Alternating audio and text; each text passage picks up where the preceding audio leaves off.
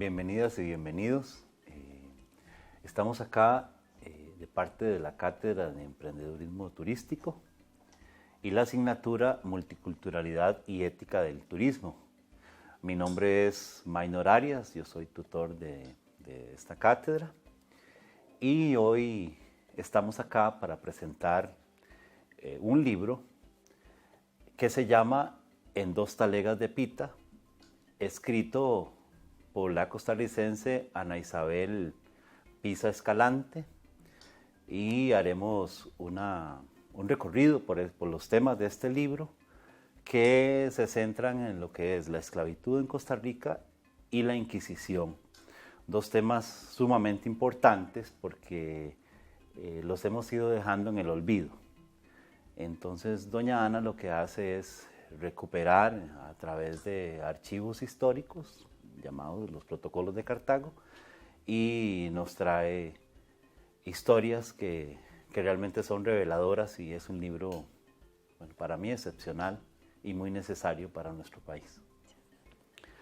Bueno, doña Ana, es un honor tenerla acá en la Cátedra de Emprendedurismo Turístico, en la UNED, y quiero preguntarle cómo es que surge la idea de escribir este libro. ¿Cuál es el proceso que se dio? Bueno, la primera persona que me lo sugirió fue un profesor de la universidad. Estaba yo en un curso con él y le conté que me había encontrado uno de los protocolos de Cartago que se salían como por 50 años. Son las situaciones, digamos, que pasaban como por 25 años, venían como 4 por siglo. Y los escribían los notarios. En Cartago nombraban unos notarios que no eran exactamente abogados, sino que más bien eran los que anotaban, los que sabían escribir en ese momento. Ellos iban escribiendo todo lo que la gente vendía, compraba, alquilaba, todo eso. Y entonces, cuando yo encontré ese libro, me encontré la historia de los esclavos. Para mí fue una sorpresa inmensa, porque a mí me habían dicho que en Costa Rica no había esclavitud. Entonces yo me sorprendí muchísimo de ver que de las transacciones un gran porcentaje eran de venta, compra, alquiler, y hasta los ponían en lo que llamaban almoneda, que es remate, ¿verdad? Entonces me leí, busqué, yo estaba buscando en los protocolos si había algún antepasado mío que yo supiera que estaba en 1700 y pico, ¿verdad? Y encontré los antepasados y los encontré comprando, vendiendo, regalando esclavos, dándolos como dote de matrimonio, ¿verdad? Y me quedé, entonces me puse a investigar un poco más y me di cuenta de que nosotros éramos los que estábamos sin conocimiento. Nos criaron pensando que aquí, en primer lugar, todos éramos como del mismo color. Y luego, también que aquí no había habido esclavitud, pero sí hubo esclavitud, y además nuestro ser costarricense actual es una mezcla, gracias a Dios, lindísima, de todas las etnias que estuvieron aquí en Costa Rica durante la colonia. Muy bien. Sí, es definitivamente sorprendente. Por ejemplo, darse cuenta de que venían esclavos desde que venía Cristóbal Colón, ¿verdad? Que en ese momento en la humanidad se estaba dando un tráfico de esclavos bastante fuerte. Y además de eso, también el tema de la esclavitud indígena, ¿verdad? Que se creaban los naboríos, que también eran en Cartago, que ellos se manejaba como la figura de encomienda, pero también hubieron indígenas que fueron vendidos y fueron a España y a otros países desde Costa Rica. Para usted, ¿por qué cree usted que es tan importante que nos vayamos a conocer mucho más atrás, digamos, nuestra raíz, nuestra identidad?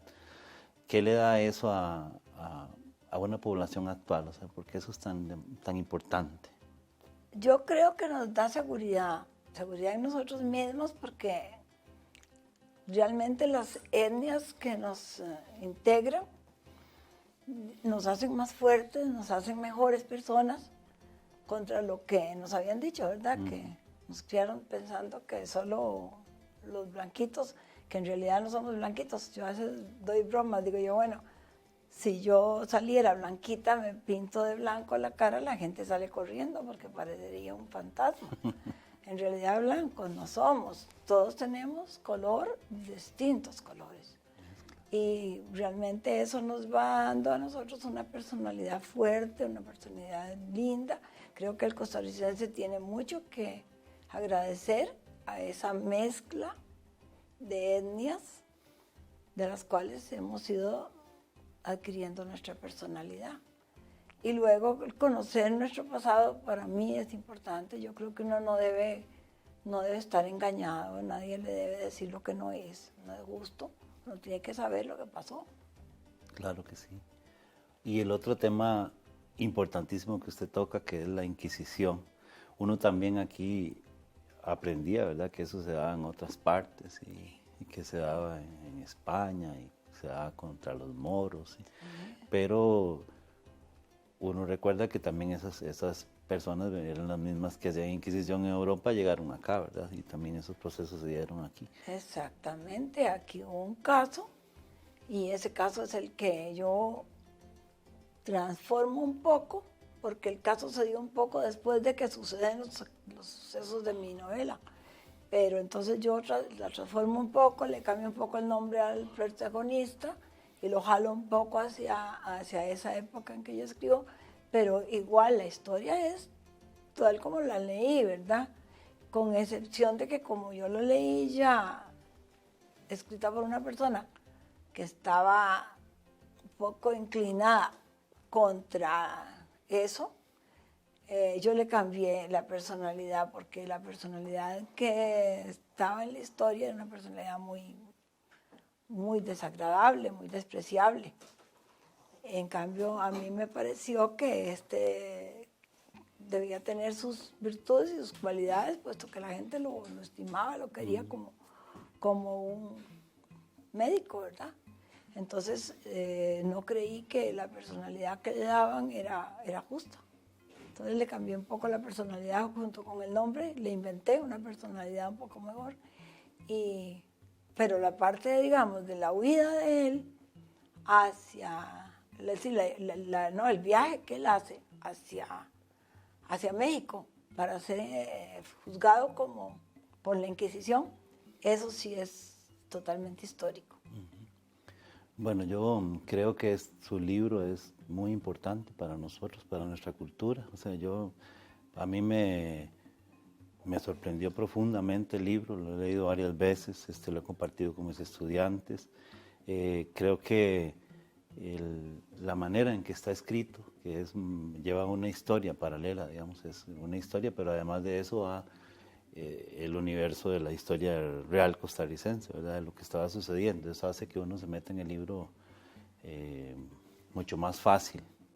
Y bueno, yo creo que, como le decía al principio, es un libro necesario para nosotros, hay que leerlo, tenemos que buscarnos ahí en esos temas.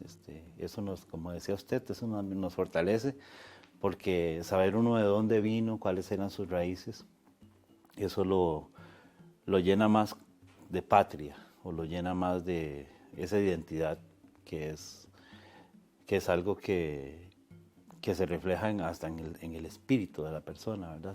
Saber quién es realmente y no vivir, digamos, de una apariencia. De cuentos.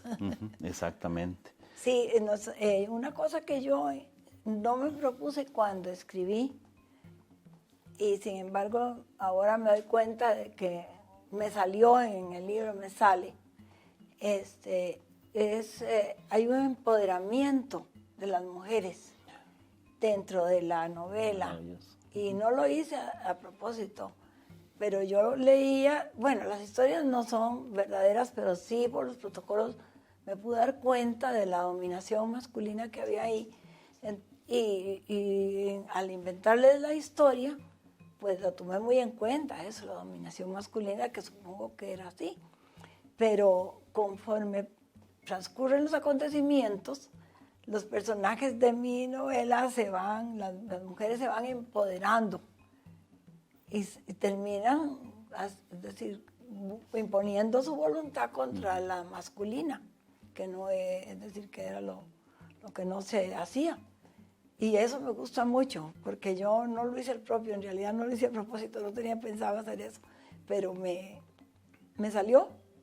Al fin y al cabo, a las mujeres creo que nos sale eso. Claro. Sí, y hay bueno, yo siento que, bueno, por naturaleza la mujer es protectora de la vida, ¿no? Y ante un tema como la esclavitud, que somete la vida, yo sí sentí eso, ¿verdad? Que había ahí, incluso a veces solapadamente, o sea, porque la mujer no tenía tanta libertad para hacerlo, pero lo lograba, se proponía y lograba proyectos, por ejemplo, liberación de esclavos o un mejor trato de los que ya... La protección del esclavo, el ver al esclavo como una persona. Por ejemplo, la protagonista ve a los esclavos de ella como personas. Al niño como niño, lo quiere, le pone cariño, y ella misma se arrepiente de no haberlo hecho anteriormente. Ella va cada vez más tomando conciencia de que el esclavo es una persona. Y el padre también, ¿verdad? El padre no lo pensaba al principio, pero hay como una conversión del padre digamos, hacia eso por instancias del fraile. El padre llega a convencerse de que eso es así, de que debe ser así. La dificultad de luchar contra una sociedad también está muy clara ahí, es muy difícil. Cuando uno piensa diferente de todo el mundo, la lucha es muy, muy difícil. Y eso nos pasa a todos un poquito, ¿verdad? Todos tenemos cosas que nos gustaría que se cambiaran, pero sentimos que somos impotentes ante la sociedad en general, ¿verdad? Así que yo creo que también se retrata un poco la vida de todos nosotros ahora y antes, porque en eso siempre se dan las cosas un poquito así. Bueno, doña Ana, es un honor, como le decía, tenerla con nosotros. Y este es el libro, En dos talegas de pita, un libro que le recomendamos muchísimo. Para nosotros, desde el curso de multiculturalidad y ética, pero creo que para todos los estudiantes de la UNED y a todos los costarricenses, nos caería muy bien leerlo. Y este libro, o gracias a este libro, nació la inspiración de crear un monólogo de uno de los personajes del libro. El personaje se llama José Cayetano y es uno de los niños esclavos que habita una de estas casas grandes donde estaban los esclavos. Y leyendo el libro me inspiró a profundizar más en la esclavitud, pero también en cómo era la mente de un niño en ese momento. Entonces así fue como nació el monólogo Las Memorias de José Cayetano, que estaremos presentando a continuación.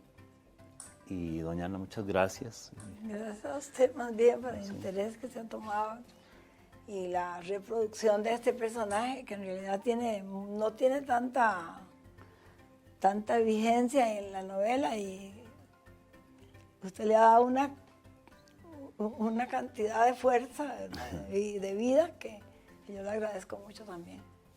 Muchas gracias.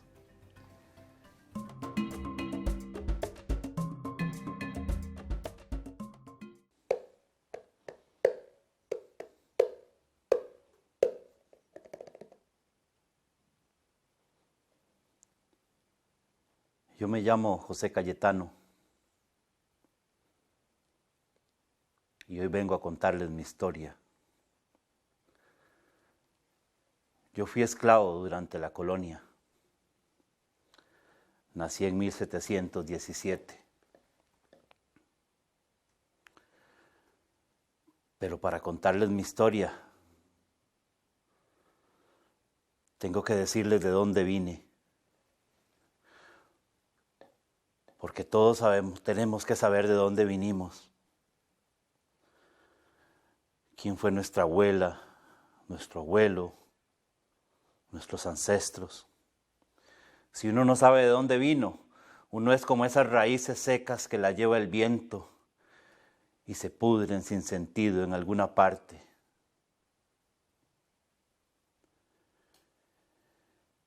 Para contarles de dónde vine, la primera persona que me viene a la memoria es mi abuela Victoria. Mi abuela Victoria.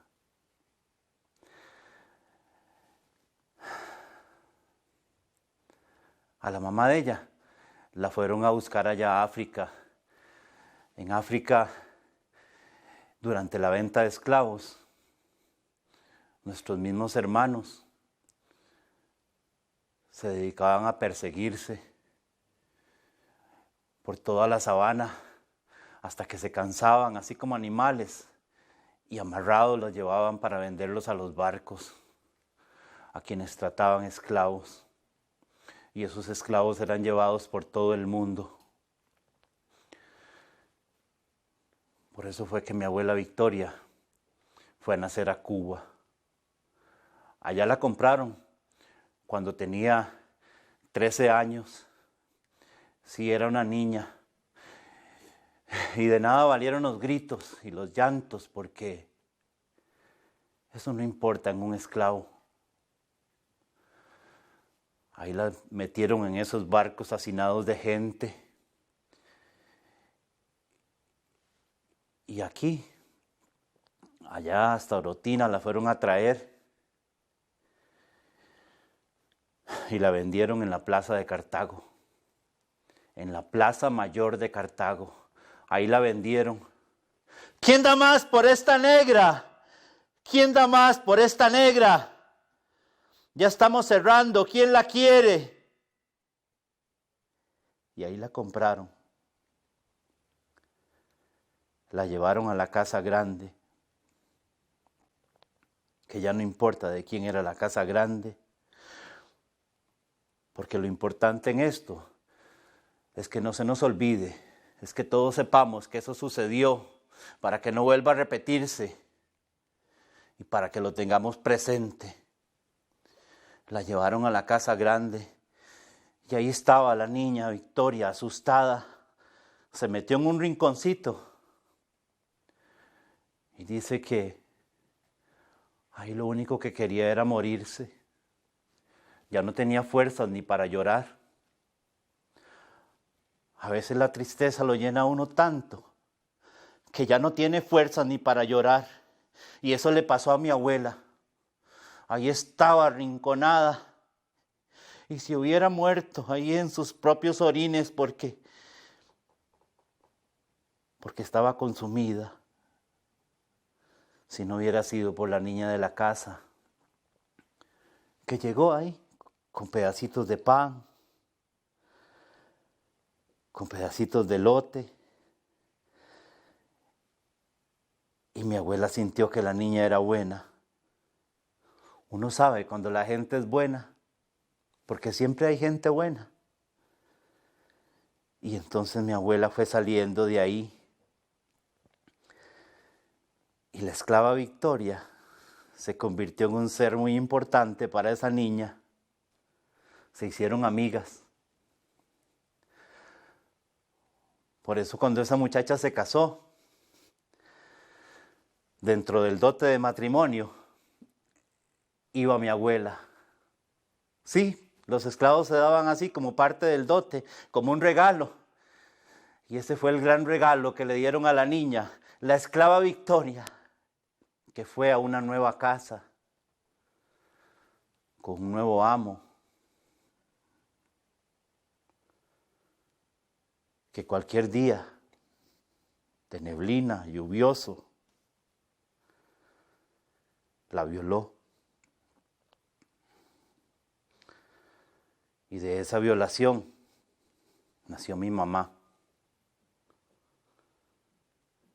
Porque violar a un esclavo era normal Para eso estaban, para eso se compraban. Además había que reproducirse, porque era un negocio y los esclavos se vendían. Tiempo después, el hijo del patrón también violó a mi mamá. Y de ahí nací yo. Ahí vivía en la casa grande, pero estaba mi abuela Victoria. Ella me daba siempre esperanza, siempre me llenaba de alegría, porque a pesar de todo, mi abuela Victoria siempre estaba feliz, siempre estaba cantando. Y me sentaba en sus regazos y me decía, usted tiene que ser un negro bueno. No vale nada rebelarse. Aprenda a leer, aprenda a cantar, eso les gusta. Y mi abuela Victoria me enseñó a cantar y me enseñó a bailar sus canciones que venían de allá de su tierra. Y ahí estuve en la casa grande, feliz, porque estaba mi abuela Victoria. A veces el patrón me ponía a bañar caballos. Sí, a recoger leña, a bañar caballos. Un día que me puse a jugar con el agua, me agarró a golpes porque también eso era normal y me tiró en la leña.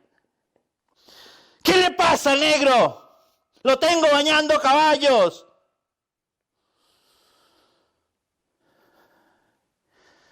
Y así le fueron quedando a uno muchas heridas.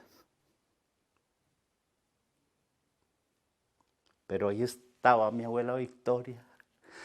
Y otra vez me decía, los negros no tienen que bajar la cabeza. Tienen que aprender a leer. Aprenda a cantar, pórtese bien. Le va a ir mejor. Un día que estaba afuera recogiendo leña, la señora me llamó y me dijo, vea, su abuelita Victoria está muy enferma. Es importante que la vaya a ver. Y me llevaron a verla. Y ahí estaba mi abuela Victoria. Ya no quería tomar agua. Ya no le salían palabras. Y estaba lista para irse. Estaba lista para dejarme mi abuela Victoria. Y la señora me abrazó y me dijo que en el horizonte quedaban las personas, porque nadie se iba para siempre. Pero ¿cómo iba a entenderlo yo si era un niño? ¿Cómo iba a entenderlo? Mi abuela Victoria se fue.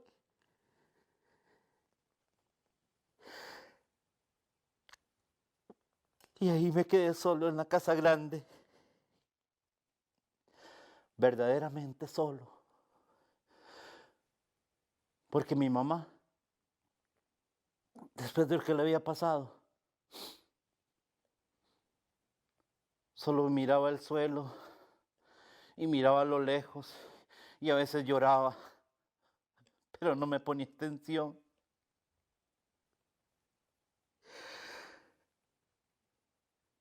Un día, llegó un señor en un carruaje. Entonces el patrón me llamó como solía llamarme. ¡Negro! ¿Dónde estás? Y fui para ver qué se le ofrecía. Y ahí estaba otro señor. Y me dijo, párese derecho, sonría.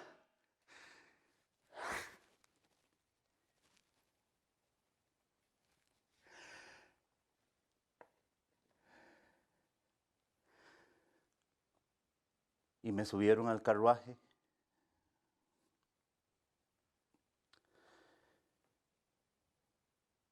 Y ahí me fui viendo por dentro. Porque cuando uno tiene un dolor así tan grande, solo puede verse hacia adentro. Y ahí adentro le dije todo lo que no le dije. ¿Por qué me vende, desgraciado? Yo soy un niño. ¿Por qué me vende?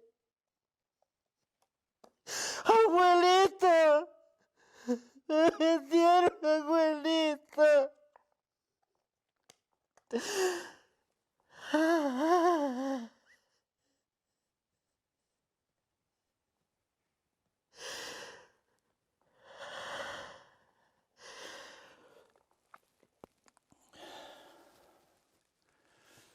Y me llevaron a otra casa, donde cumplí la promesa que le hice a mi abuela. Me porté bien, aprendí a leer. Y un día sucedió el milagro.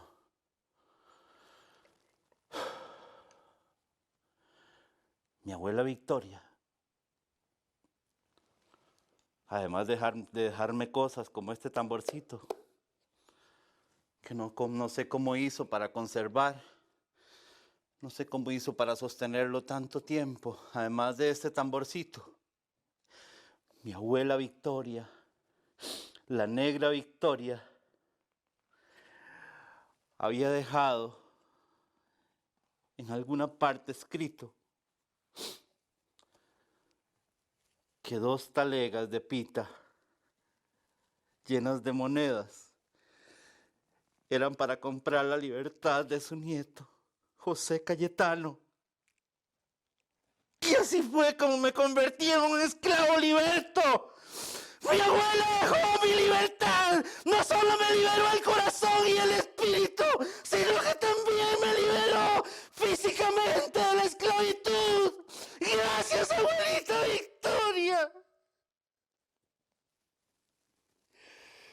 Y entonces me convertí en José Cayetano, el esclavo liberto, y me fui a vivir a la Puebla de los Pardos, el lugar allá por donde desapareció la Virgen, donde teníamos que estar con los indígenas, los negros. Pero ahí tenía mi libertad y me convertí en un artista, me convertí en un poeta. Ese fue José Cayetano, gracias a la gran semilla de mi abuela Victoria, que desde muy niño me enseñó lo que era la ternura. Duerme, duerme, negrito, que tu mamá está en el campo, negrito. Duerme, duerme, negrito, que tu mamá está en el campo, negrito. Te va a traer pejibayes para ti, te va a traer leche fresca para ti, te va a traer carne de cerdo para ti, te va a traer un atolito de maíz.